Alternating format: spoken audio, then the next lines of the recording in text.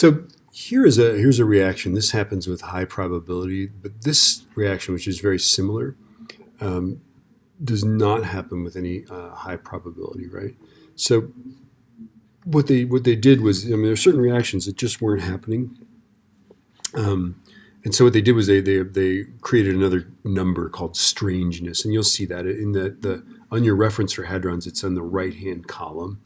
Right, so if you look up the strangeness of these particles, you can explain or you can predict that this isn't going to happen. So the strangeness of a pi minus, this is what an anti-pion, right?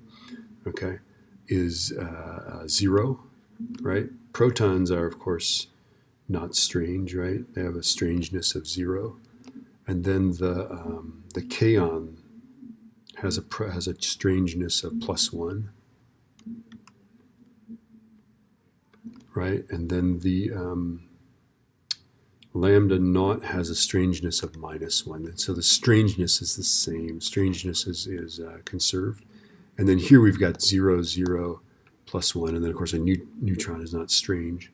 Okay, it doesn't have a strangeness number, right? So strangeness is being violated here. Okay,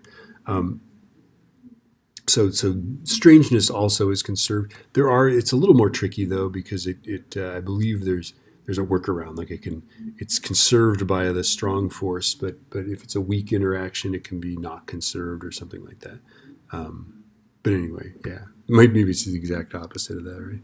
So the reason that particles are called strange is that if you look at these guys that have the strange quark in them, okay, they tend to have a pretty high, like a lot of these guys have lifetimes in the 10 to the minus 22nd.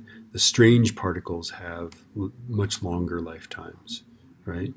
And so they tend to live longer. And they said that, well, that's strange. Why do these particles live longer? So they called that property strangeness. Okay, there's lots of good things, right? There's up, down, and charm, and all that stuff, right?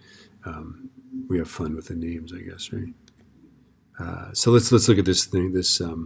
This reaction. Does this conserve strangeness? By the way, we've already showed that this thing conserves baryon number, but does it conserve strangeness? So let's look at all these things. Let's go Q.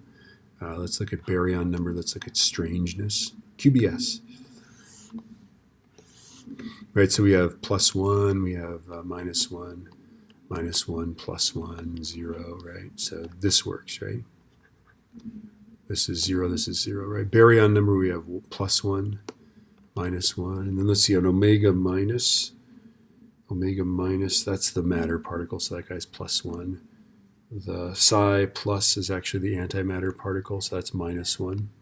And then this is a meson, so it's 0, it doesn't have a baryon number, right? So this works, right? 0 equals 0. Let's look at strangeness. Well, protons and antiprotons are not strange, so 0, 0, right? And omega minus, let's find that guy. Oh, wow. Omega minus has a strangeness of -3. It's very strange, right? And then let's look at this psi plus, right? The matter particle has a strangeness of -2, so the antimatter particle, which is what this is, right, has +2. Right, and then the strange kaon, okay, has and this guy is the matter one, I think. Yeah, there it is, right? Is also +1. Right, so the strangeness number here is 0. The strangeness here also adds up to 0. So strangeness is also conserved. Okay? Yeah? Yeah. All right. That's just another conservation law.